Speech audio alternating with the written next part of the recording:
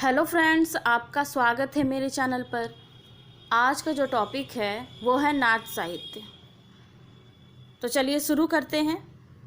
सिद्ध साहित्य में जो विकृतियां आई थी उसके विरोध में नाथ साहित्य का जन्म हुआ।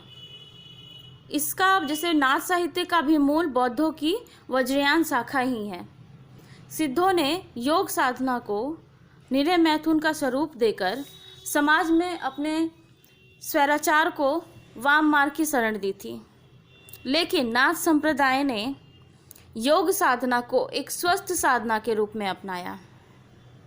आदिकालीन धार्मिक सामाजिक जीवन में व्याप्त जो अनाचार थे उनको खत्म करने का प्रयास किया। नाथ लोग इस मत के जनक आदिनाथ शिव को मानते थे, लेकिन सही अर्थ में इस मत को एक सुव्यवस्थित रूप देने का जो श्रेय है वह गोरखनाथ को जाता है।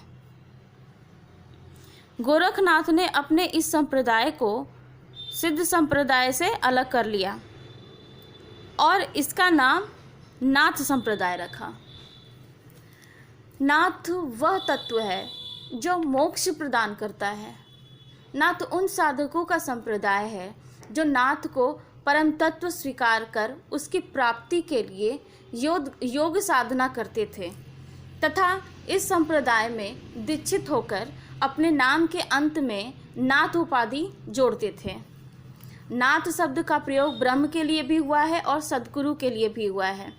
नाथ संप्रदाय में 9 नाथ आते हैं, जिनके नाम हैं आदिनाथ, मत्स्येंद्रनाथ, गोरखनाथ, गहड़ीनाथ, चरपटनाथ, चौरंगीनाथ, जालंधरनाथ, भर्तरीनाथ, इसको भर्तरीनाथ भी कहते हैं, और गोपीचंदनाथ।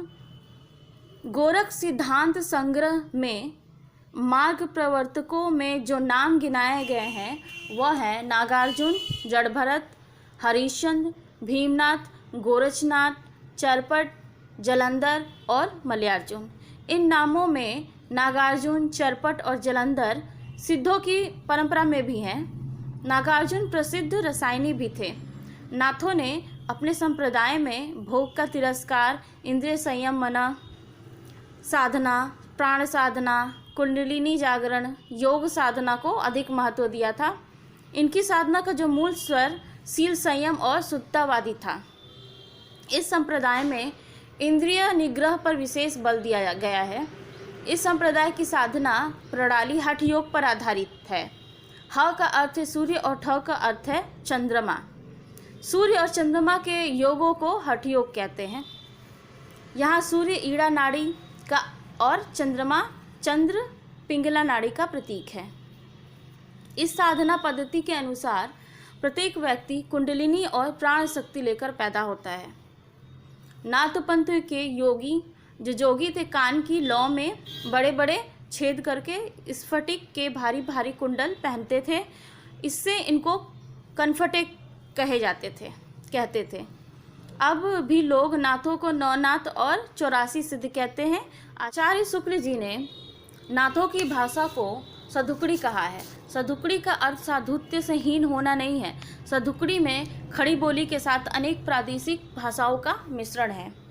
ईला पिंगला नाथ बिंदु की साधना, सट चक्र भेदन, शून्य चक्र में कुंडलिनी का प्रवेश आदि नाथों की अंत साधना के मुख्य अंग है। संधा भाषा या उलटबासी शैली का प्रयोग भी इन्होंने किया है। नाथ साहित्य के प्रारंभकर्ता गोरखनाथ हैं, जिनके गुरु मत्स्येंद्रनाथ एक सिद्ध थे। मत्स्येंद्रनाथ के गुरु जलंधरनाथ थे। गोरखनाथ का जो संप्रदाय नाथ संप्रदाय कहलाता है। इसे सिद्ध मत, सिद्ध मार्ग, योग संप्रदाय, अवधूत मत भी कहा जाता है, मतलब कहते हैं।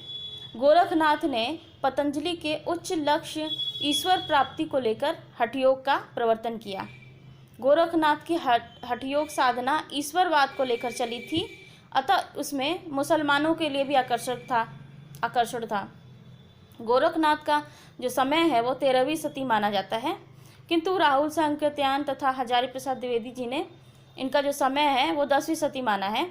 और आचार्य शुक्ल और राम कुमार वर्मा ने इनका जो समय है 13वीं सदी माना है, और पीताम्बर दत्त 11वें सदी का मानते हैं। गोरखनाथ का जो समय पृथ्वीराज के आसपास आचार्य शुक्ल ने माना है। डॉक्टर पीताम्बर दत्त बर्थिवाल ने गोरखनाथ की 40 रचनाएं मानी हैं। जिसमें प्रमुख हैं शबदी, पद, प्राण संकली। डॉक्टर बर्थिवाल ने सर्वप्रथम गोरख की बानियों का संग्रह गोरख बानी नाम से 1930 में छपवाया।